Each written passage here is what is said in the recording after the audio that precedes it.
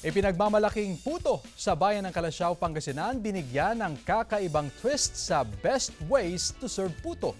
Tunghayan sa report ni Claire Lacanilaw.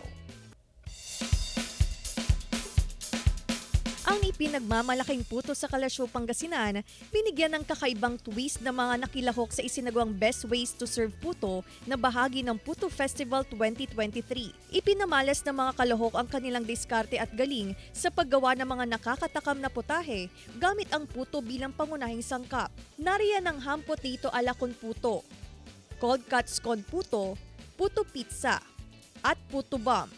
Pagod pero masarap sa pakiramdam. The theme, yung food is yung mga foods na talagang sineserve sa Christmas. Agaw pansin din ang mga puto mosaic ng iba't ibang disenyong pampasko na likha ng mga puto producer sa bayan.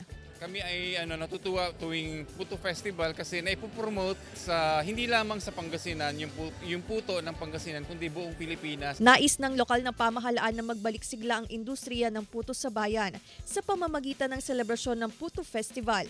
Kasama si Jing Dacanay, Claire Lacanilaw, 1 North Central Luzon.